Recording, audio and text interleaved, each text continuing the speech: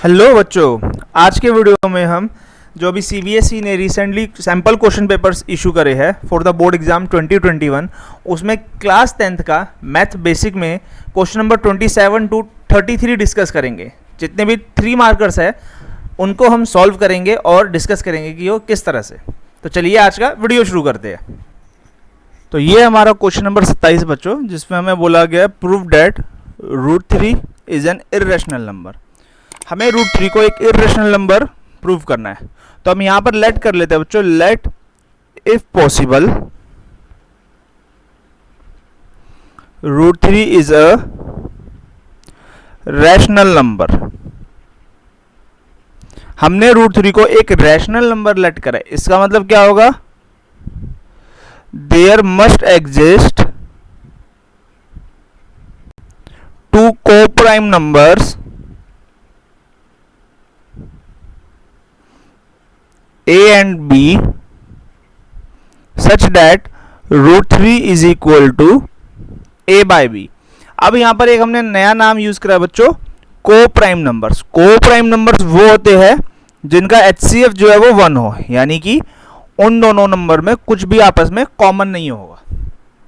अब यहां पर जब हम इनको क्रॉस मल्टीप्लाई करेंगे तो बच्चों ये हमारा बनेगा √3 into B is equal to A.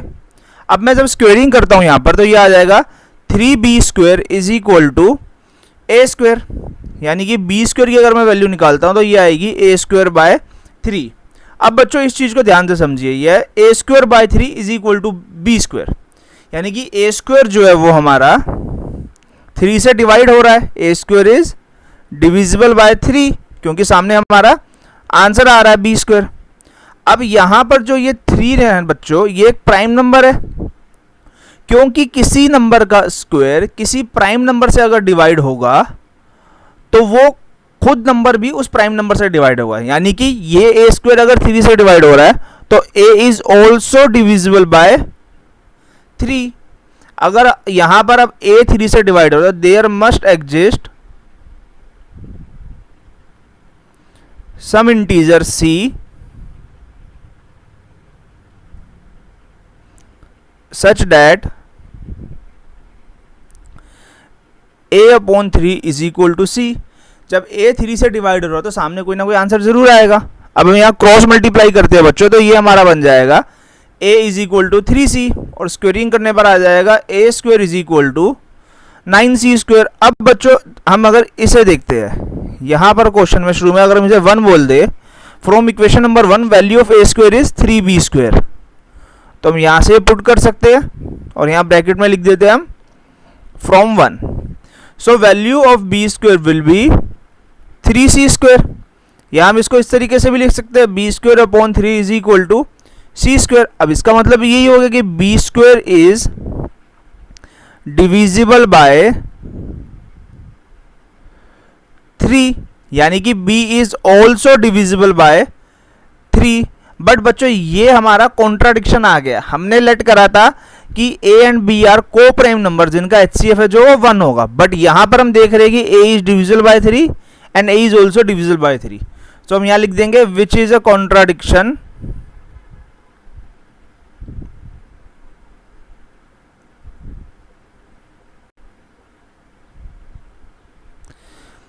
To the fact that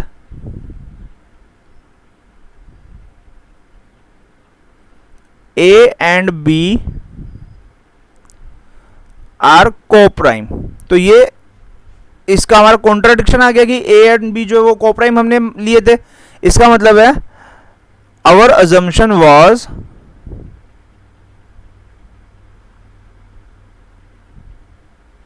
wrong. इसका मतलब हमने कुछ जरूर गलत लेट करा होगा, तभी हमारे पास गलत आंसर आ रहा है। और बच्चों हमने लेट क्या था कि √3 इज अ रैशनल नंबर। इसका मतलब ये हो गया कि √3 इज एन इर्रेशनल नंबर।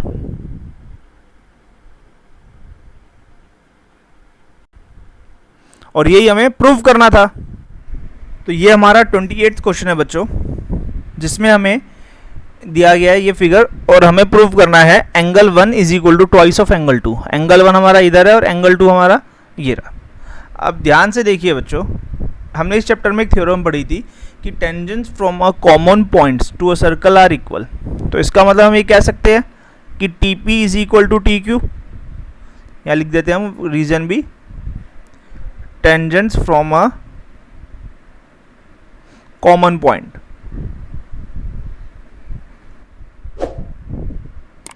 अब अगर हम बच्चों ट्रायंगल टी पी क्यू पे देखते हैं, in triangle T P Q हमें ऊपर दिखा चुके हैं कि T P is equal to T Q, तो क्या हम ये कह सकते हैं कि angle 3 is equal to angle 4, because angles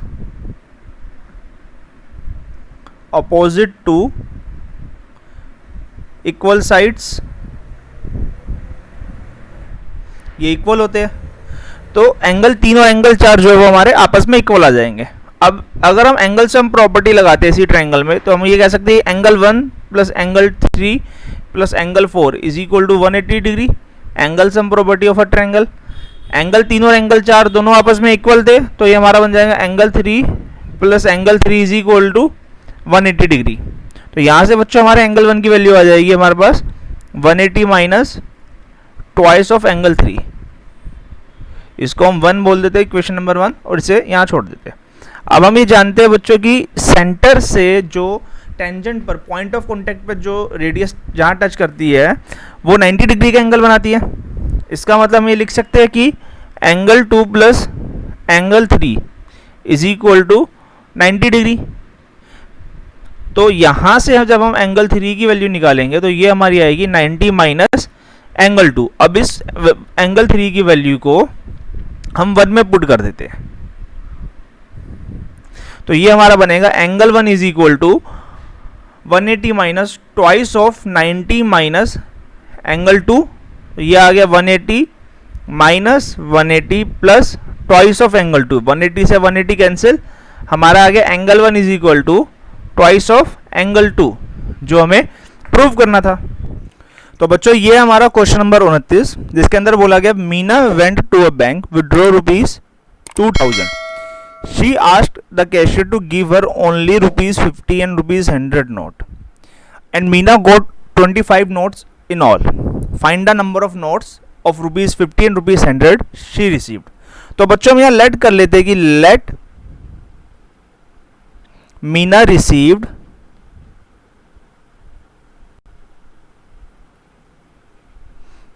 X notes of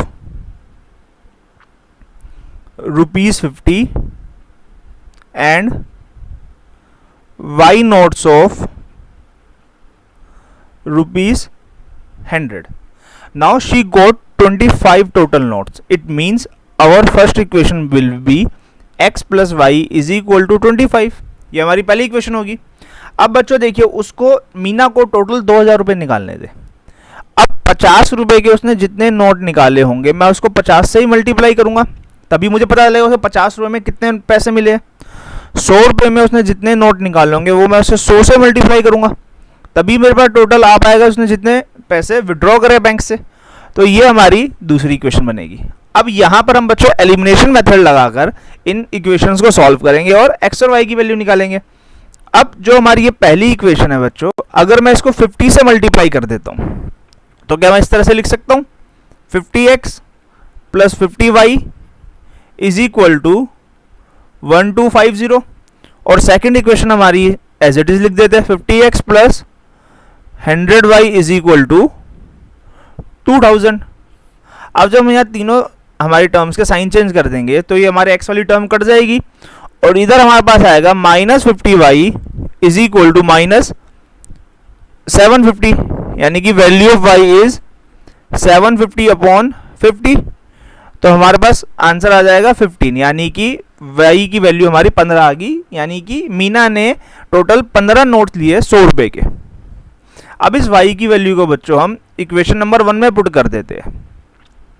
put value of y in 1, तो ये हमारा बनेगा x plus 15 is equal to 25।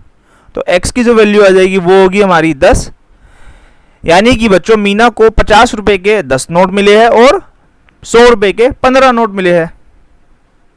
अब ये हमारा 30वां क्वेश्चन है बच्चों, जिसमें हमें बोला गया है a box contain 19 disc which are numbered from 1 to 90, जिनमें 1 से 90 तक के नंबर लिखे हुए हैं। अब उस बॉक्स में से एक हम निकालते हैं, तो हमें प्रोबेबिलिटी निकालनी है कि वो 2 डिजिट नंबर ला रहा हो। मतलब पहले पार्ट में हमें 2 डिजिट नंबर की प्रोबेबिलिटी निकालनी है, तो हमें लिख देते हैं probability of a 2 digit number. सबसे पहले बच्चों यहाँ फॉर्मूला लिखते हैं। फॉर्मूला हमारा होगा favourable outcomes upon total outcomes. अब बच्चों हमें जो प्रोबेबिलिटी निकालनी है, जिस चीज की हमें प्रोबेबिलिटी निकालनी है, अब बच्चों जिस चीज की हमें प्रोबेबिलिटी निकालनी है वो हमारा फेवरेबल आउटकम्स होगा। हमें प्रोबेबिलिटी निकालनी है 2 डिजिट नंबर, तो 2 डिजिट नंबर है जो वो हमारे 81 होंगे, बिकॉज 90 में पहले 1 to 9 1 डिजिट नंबर है, उसके बाद 10 to 81 2 डिजिट नंबर है। तो 9 नंबर अगर हम हटा देते हैं तो हमारे पास 81 2 डिजिट नंबर बचेंगे, और टोटल आउटकम हमारे टोटल नंबर 90 है ही। तो ये हमारा आंसर आ जाएगा 9/10। अब जो सेकंड पार्ट है बच्चों, उसमें हमें अब परफेक्ट स्क्वायर नंबर की प्रोबेबिलिटी फाइंड करनी है। परफेक्ट स्क्वायर नंबर वो नंबर होते हैं बच्चों जिनके अंडर रूट हम निकाल सकते हैं, जैसे कि 16 हो गया, 16 का अंडर रूट 4 होता है। तो ऐसे हमारे पास कितने नंबर होने हैं यहाँ पर 1, क्योंकि 1 का रूट 1 होता है, 4 इसका रूट 2 होगा, 9 16 25 36 49 64। मैं नंबर्स का स्क्वायर करता आ रहा हूँ, 1 का स्क्वायर 2 का स्क्वायर 3 का स्क्वायर ऐसे फाइंड करता आ रहा हूँ। ये 8 का स्क्वायर हो गया। अब 9 का स्क्वायर 81, ये 90 तक आ रहा है। अगर मैं 10 का स्क्वायर करूँ 100, तो बच्चों 90 के आगे चला जाएगा, इसलिए मैं इसको नहीं ले सकता हूँ। तो मुझे यहां निकालना है probability of a perfect square.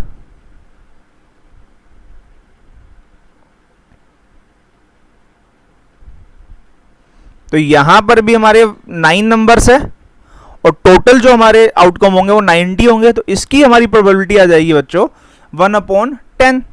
अब जो थर्ड पार्ट है उसमें हमें प्रोबेबिलिटी फाइंड करनी है अ नंबर डिविजिबल बाय 5।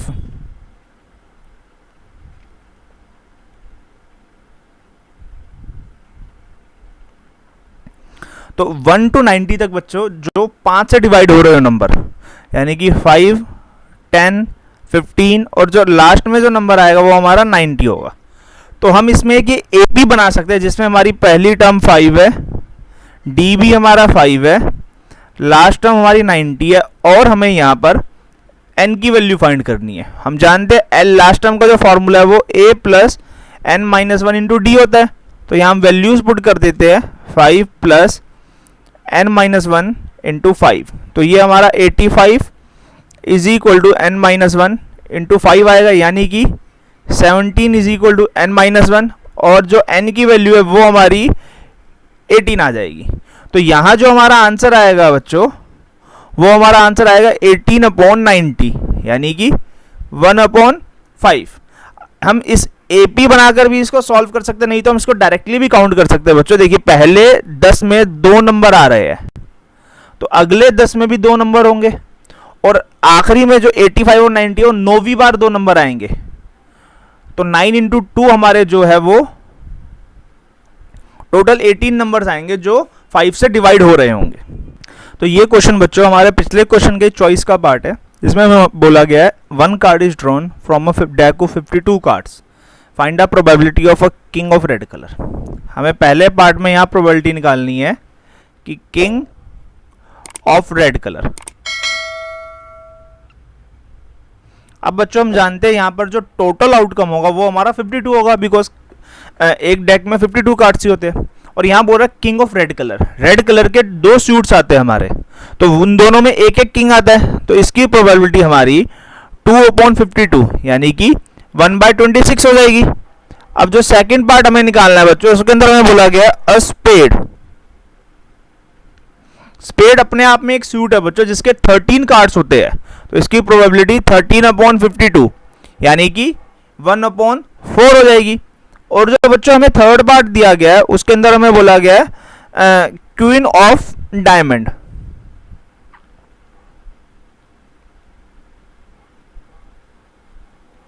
अब बच्चों डायमंड एक हमारा सूट है, उसके अंदर सिर्फ एक ही क्वीन होगी, तो इसकी जो प्रोबेबिलिटी है वो हमारी 1/52 हो जाएगी। तो ये हमारा 31वां क्वेश्चन है बच्चों, जिसमें हमें बोला गया a sphere of radius 6, 8 and 10 centimetre respectively are melted to form a solid sphere. मतलब हमें 3 स्फीयर दिए गए थे 6, 8 और 10 सेंटीमीटर रेडियस के, उन्हें मेल्ट करके एक बड़ा स्फीयर बनाया गया और हमें उस एक बड़े स्फीयर की रेडियस फाइंड करनी है। तो यहां पर हम सबसे पहले बच्चों लेट कर लेते हैं, let radius of resulting sphere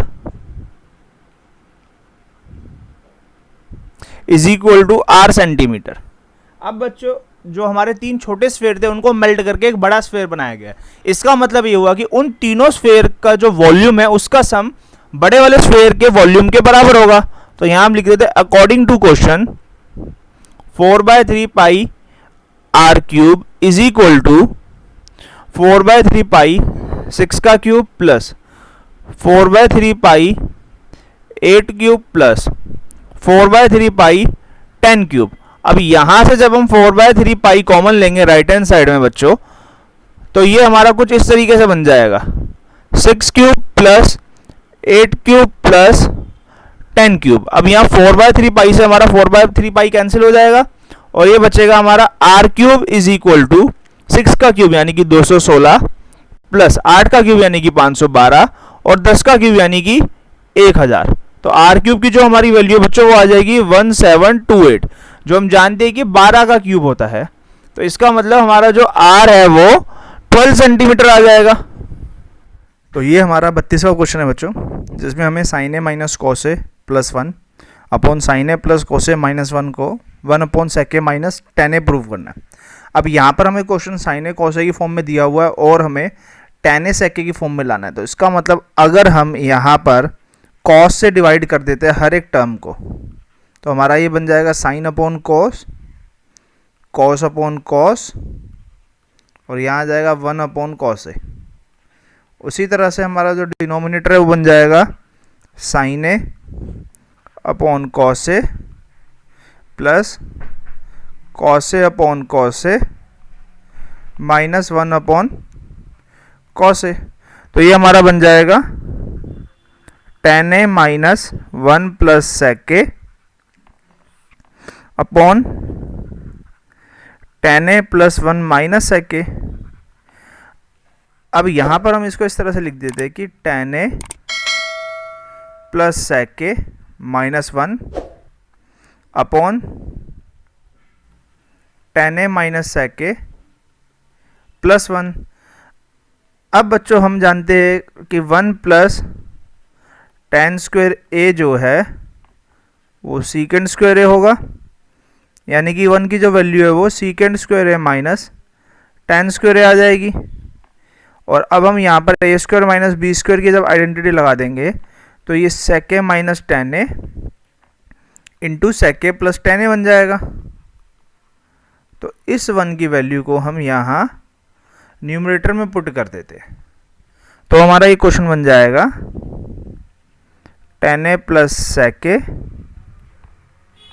minus sec A minus tan ए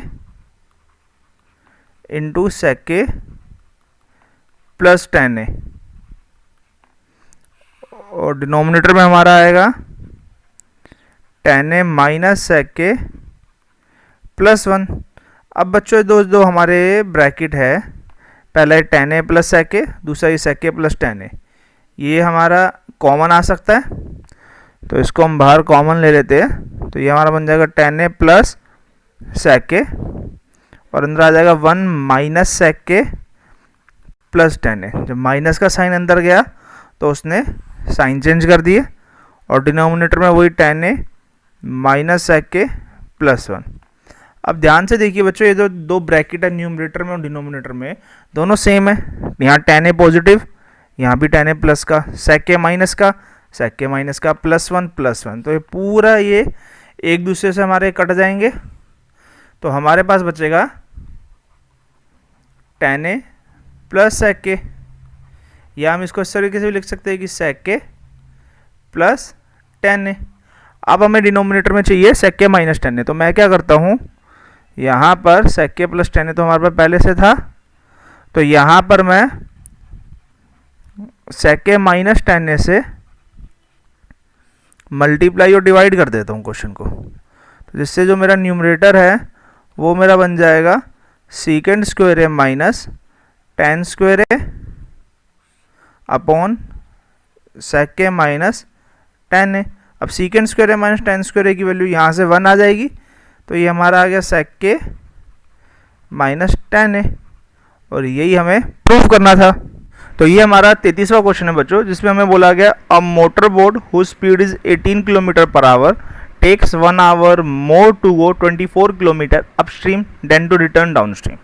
तो यहाँ इस क्वेश्चन में हमें जो डिस्टेंस दिया गया है वो दिया गया 24 किलोमीटर का, और स्पीड ऑफ बोट जो हमें दी गई है वो हमें दी गई है 18 kilometre per our.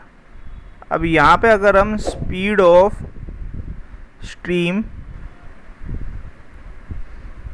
x kilometre per hour let कर लेते हैं, तो बच्चों यहाँ पर हमारे पास दो तरह की स्पीड आएगी। एक आएगी स्पीड इन डाउनस्ट्रीम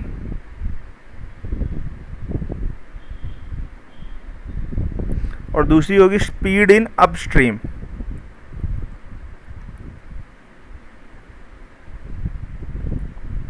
बच्चों डाउनस्ट्रीम का मतलब है कि स्ट्रीम जिस डायरेक्शन में जा रही है बोट भी उसी डायरेक्शन में जाए। अगर ऐसा होगा तो ये जो स्पीड है वो बढ़ जाएगी, तो हम यहाँ पर इसको प्लस कर देंगे 18 किलोमीटर पर आवर। और अपस्ट्रीम का मतलब है स्पीड स्ट्रीम जिस डायरेक्शन में जा रही है बोट उससे अपोजिट डायरेक्शन में जाएगी, और यहाँ पर ये स्पीड माइनस हो जाएगी और ये बन जाएगी 18 minus x kilometre per our. अब बच्चों हम जानते हैं कि डिस्टेंस अपॉन स्पीड जो है वो टाइम के इक्वल होती है।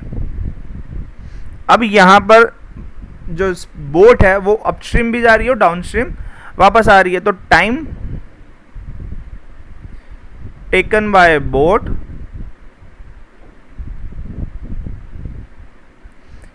इन डाउनस्ट्रीम, तो ये हमारा होगा 24 अपॉन, अब डाउनस्ट्रीम में निकाल रहे हो डाउनस्ट्रीम की स्पीड रखेंगे नीचे 18 प्लस x आवर्स और time taken by boat in upstream,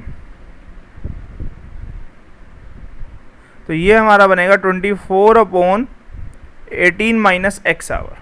अब according to question boat takes 1 hour more to go upstream,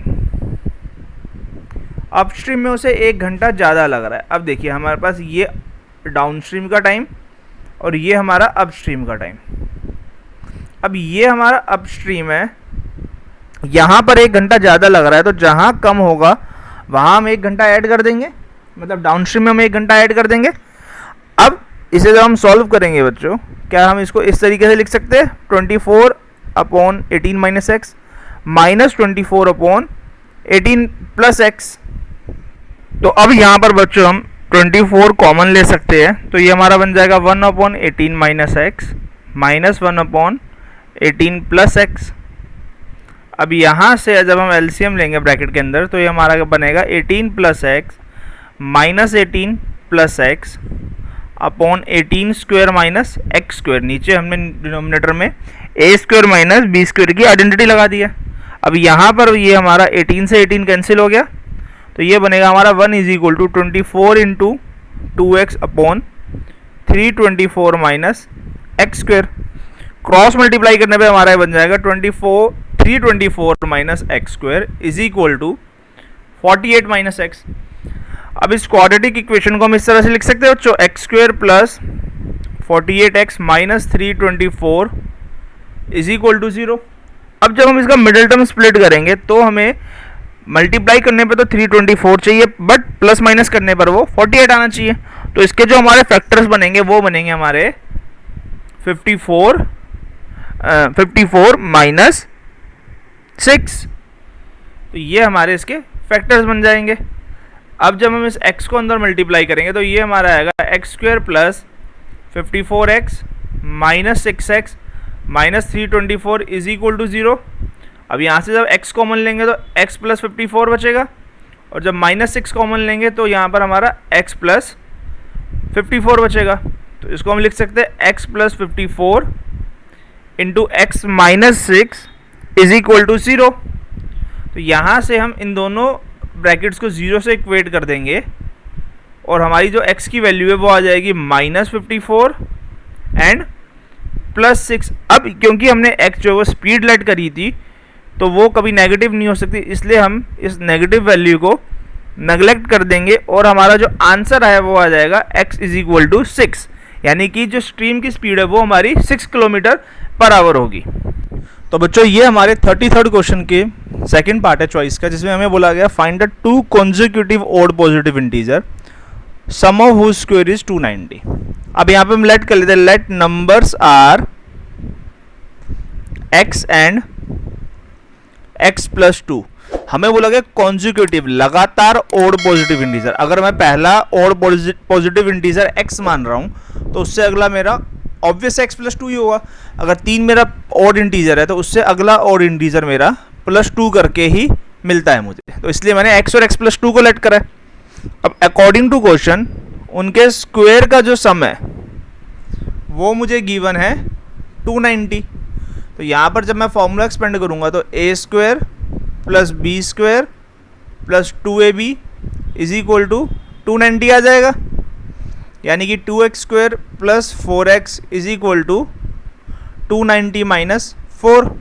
तो ये बन जाएगा 2x square plus 4x minus 286 is equal to 0।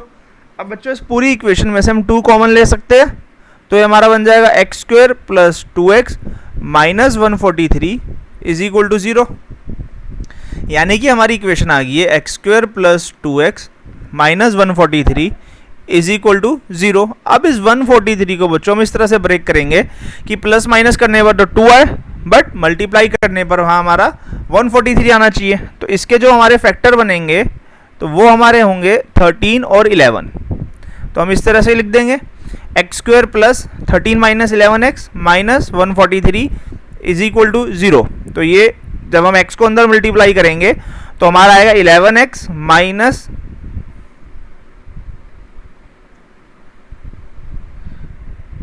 तो हम जब x को अंदर मल्टीप्लाई करेंगे बच्चों तो ये हमारा आएगा 13x minus 11x minus 143 is equal to 0। तो अब पहली दो टर्म में से जब हम x को कॉमन लेंगे तो ये बन जाएगा x प्लस 13, और अगली दो टर्म में से जब माइनस 11 को कॉमन लेंगे तो ये आ जाएगा x प्लस 13। तो यहाँ से हम इसे लिख सकते हैं x minus 11 x plus 13 is equal to 0। अब यहाँ से हमारे पास बनेगा x minus 11 is equal to 0 and x plus 13 is equal to 0। तो x की वैल्यू आ गई एक 11 और दूसरी आ गई माइनस 13, बट क्वेश्चन में हमें बोला गया पॉजिटिव इंटीजर, तो हम 13 को नहीं ले सकते, हम उसे नेग्लेक्ट कर देंगे। हमारा जो फाइनल आंसर है वो x इज इक्वल टू 11 आ जाएगा, जो उसका अगला हमारा ओड इंटीजर होगा वो हमारा 13 हो जाएगा।